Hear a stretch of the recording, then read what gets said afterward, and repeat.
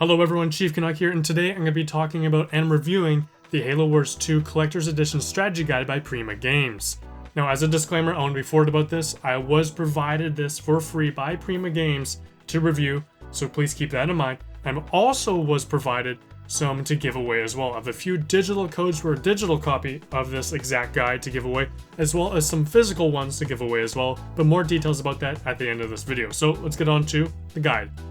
And I've never really reviewed a strategy guide, so also keep that in mind. So right away, gorgeous book, hardcover, beautiful looking. The artwork on the inner covers is absolutely stunning. Over 280 pages of packed information and artwork. Here, I just open up to any page and find some just chocked full of stuff.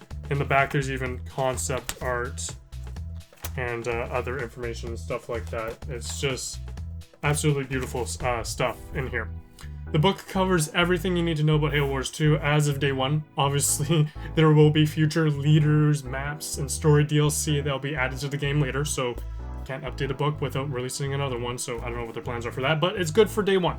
I have to say, it has some of the most insightful breakdowns I've seen from a primer on the RTS genre in general.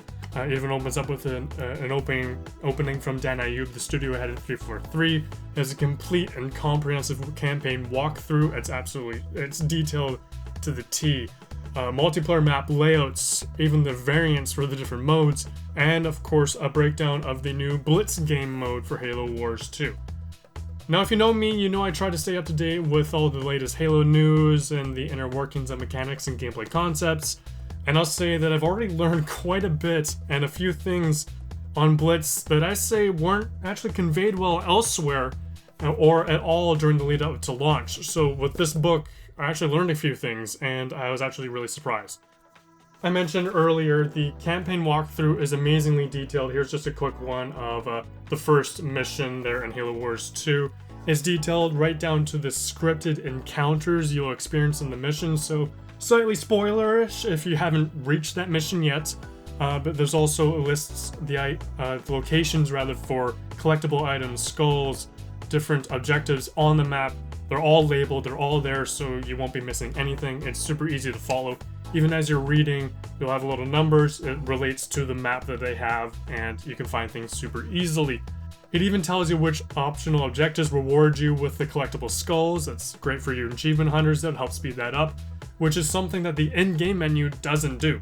It also gives you insight in how to complete the primary, optional, and bonus objectives, as well as a designer overview for each mission to illustrate what the devs were striving to convey and accomplish with each mission. And I thought that was really neat to see that insight from the developers. And I will definitely be using this to quickly unlock the remaining skulls in the campaign that are tied to the optional objectives there. I missed a few in my first playthrough, but this will definitely speed this up. Another thing I did like is that it lists in great detail on the whole page by itself the differences in the campaign difficulties, easy, normal, heroic, and legendary, from enemy behaviors to the recommended actions per minute and what leader powers you might hear or have the enemies use on you, which definitely reinforces that I'll be in for a long haul in my legendary playthrough when I do get around to doing so. On the multiplayer side of things, it breaks down the different day one leaders and also the different variants of all the multiplayer maps there. There's just an example here of one of the maps there and how it looks on Domination, Deathmatch, Strongholds for 1v1, 2v2, all the different layouts, all those different colors showing the different base plots, the resources, the energy nodes, all that stuff. And it also provides suggestions for each. It's extremely detailed. It also has a pretty detailed section on Blitz, the new mode in Halo Wars 2 here. It's one of those sections I found the most information in, second to the campaign walkthrough. Quickly, if you don't know, Blitz is the new mode. It brings in card play to RTS, it strips it down, there's no building, it's instant spawning, there's only one resource type, and the objective is just to control the majority of objectives and score enough points. And it's pretty simple that way. That's just the basics of it. If you need to know more, I've done videos on it before. Gameplay is on my channel and out there as well. Now, the guide does definitely go into the nitty-gritty details of the mode and also lists the exact energy income depending on if you're playing 1v1, 2v2, 3v3, Also, the energy drop amount and intervals, again, if you're playing 1v1, 2v2, or 3v3, which I didn't know there was a big difference, but it's really cool to know that information. And also card leveling information, which I found was very crucial. Now, I don't want to read the guide word for word, but if there's one thing I want to share, is this information I learned about Blitz from this book. From my knowledge, it wasn't conveyed anywhere else but that book, and I feel it's actually really critical information, and it should have very well been advertised, as it could have helped 343 in advertising a new mode, as well as put some people at ease who don't like the idea of Blitz's microtransactions.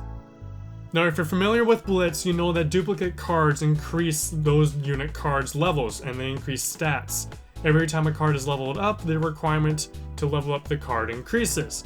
This had people worried that players would just drop a bunch of money, buy a bunch of Blitz card packs, level up their cards like crazy, and make the mode pay to win. However, there is a countermeasure that should have been advertised, and I learned from this book, and I'm going to tell you what it is. Blitz cards gain a significant boost as they progress through their first 6 levels.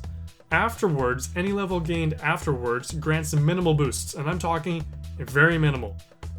To illustrate, they even have a table in this book. Level 6 cards are considered tournament quality. The cards have stat boosts ranging from 15% to as high as 85% for damage on counter units. So there's specific categories. So if it's a counter unit, they can get up to 85% additional damage by leveling up to level 6. That's pretty powerful. However, at level 7 and above, those units only gain 1% health and 1% damage per level up. So while they still gain improvements, it's nothing compared to the improvements gained along the way to level 6.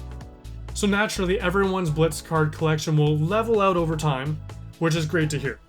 I just wanted to share that with you. Of course, there's much more packed into this guide. I say it's a solid pickup for RTS fans and Halo fans. It's got the concept art, achievement list, stuff like that. If you want more information, or if you're even a collector, or if you're a first time to the RTS genre, it's definitely worth the pickup if you want a little bit more information. I'll say after reading this, it's my first Prima guide. I'll definitely be picking up future Halo guides by them. Now, the printed edition also comes with a Blitz Pack Recruit Bundle. There's a picture on this little pamphlet of the Recruit Bundle. I'll show some footage of that as well. I also forgot to mention it comes with these cool 8 stickers that are like high quality stickers where they don't leave any residue. So you can easily put them on a controller, take them off, and they don't leave any marks. So easy on, easy off. I throw a few on my laptop, stuff like that. It's kind of cool. And it also comes with a code for the digital guide. Basically just the electronic copy of the printed version so you can view it on the go or on any other device. The e-guide is also available separately, and I'll provide links to both the printed version and the e-guide down below in the description if you want to learn more. However, I was provided a few to give away to you guys. I have 5 codes for the e-guide to give away, as well as 3 printed guides to give away as well. The link to enter the giveaway will be down below in the description. Thank you for watching. I hope you guys enjoyed the review. I'm looking forward to reading through it again because there's so much information. And I hope to see you guys next time. My name is Chief Canuck, and I'm signing out.